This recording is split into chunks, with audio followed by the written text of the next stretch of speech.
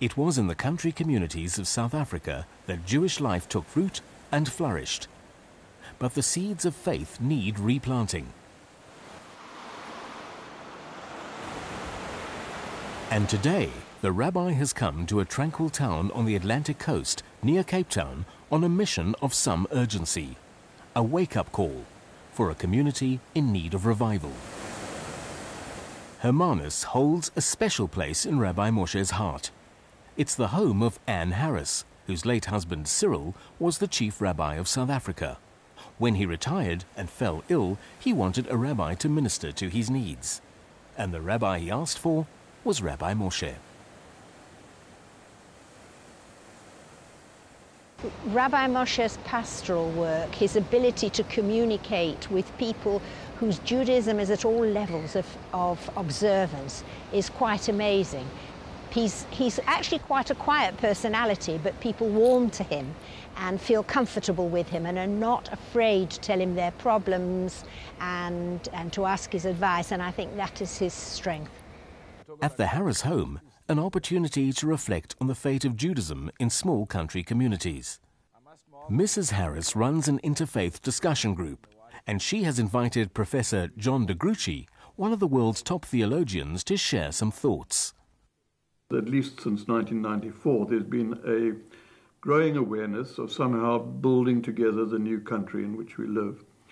And that comes out, I would suspect, out of the fact that Jews and Christians and Muslims and other religious faiths were involved together in trying to bring about change in the country. And I think that, more than anything else, has left its mark.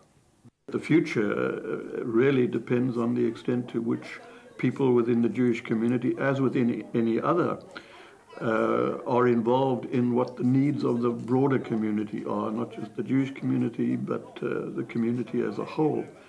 And although this is a good place to be, there are huge needs that require the kind of expertise that people can bring. Jewish community no less than others.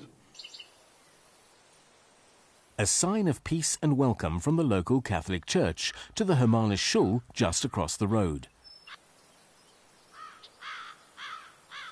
Inside, the Shul is a living museum of South African country Jewry, a place of refuge for furnishings and artifacts salvaged by Rabbi Moshe from Platteland Shuls, many now defunct. It's a fate the rabbi is determined to avoid for the Hermanus Shul. The rabbi has called a meeting to discuss matters of administration and to address a worrying decline in attendance at services. This is the heart of Jewish life in Hermanus. Rabbi Moshe wants that heart to beat a little stronger. And remember that it is for the sake of this community and continuity. Let not be on our hands that this generation and that this shul ceases to function.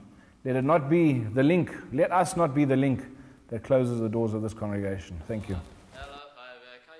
Tonight, there are more than 10 men in shul, and the service can go ahead.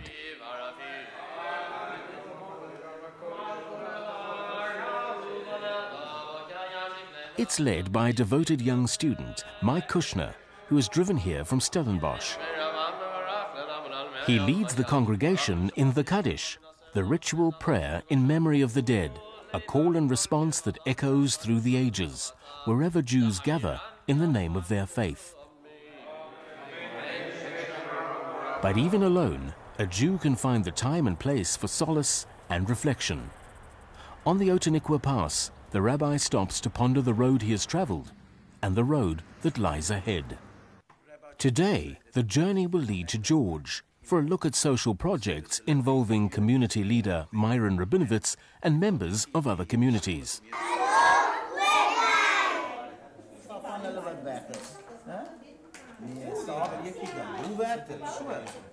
And then onto the small town of Riversdale, where the rabbi will call at a local liquor store to schmooze with the proprietor, a legend in the world of South African rugby.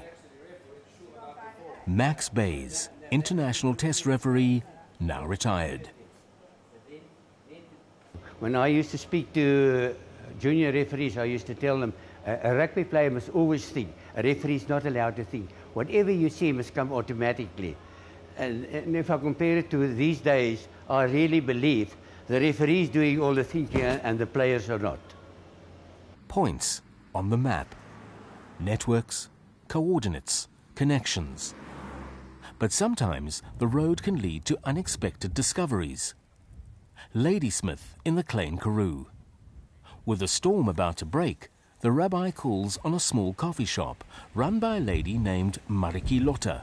She's not Jewish, but she grew up in a small town, in the embrace of a culture that has lingered in her heart. And when I grew up there, my father believed like the Jews, and I believed like my father, since actually I was 7 years old. Did you used to go to synagogue? Did you interact with people? Yes. We stayed in Lichtenburg. I used to go with my father on a Friday night, every Friday night almost, to the synagogue. Yes, when we sang Lecho Dodi. Do you still remember it? Yes. Sing it for me, let me hear if you remember it. Okay, well. Lecho Dodi Lekrat Kala B'nei Shabbat Mekala. Lecha Dodi Lekrat Kala B'nei Shabbat Mekabela. Lecha Dodi Lekrat Kala B'nei Shabbat Mekabela. It'oreri.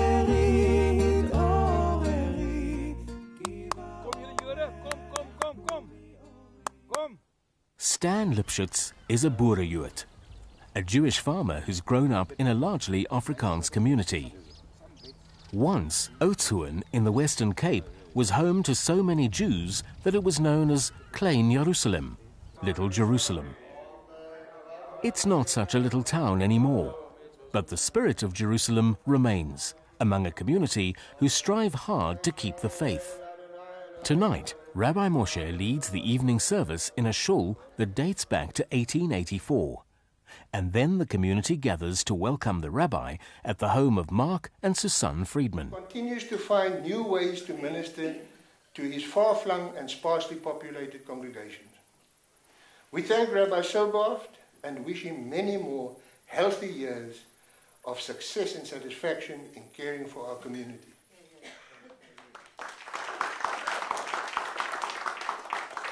The commitment in the country communities by every one of you to remain Jewish, to come out here tonight, to come to shul, that is what keeps me going and keeps many, many people that understand the self-sacrifice and the genuine efforts you make to keep Yiddishkeit going and to keep yourselves going. And that is what motivates me, that is what motivates our department to continue. People say to me, there's nothing left, it's a dead department, what are you doing out there? Tonight proves that it's not a dead department. That country communities are not dead. If it's one Jew in Markwood that we have visited, to one Jew in Messina, to a huge community like yourselves, to a big community in Bloemfontein, that is the commitment. Come to the shul tonight and just hear how people respond. Amen, Yehei Shmei Rabbo. It's unique in South Africa. In most shuls, everybody stands and talks, even in the big shuls. But here, it's a booming, I get a chill down my neck. Around the table after dinner, it's time to bench, a Yiddish word from the Latin benedicere. It's time for the remaining Jews of Little Jerusalem to count their blessings.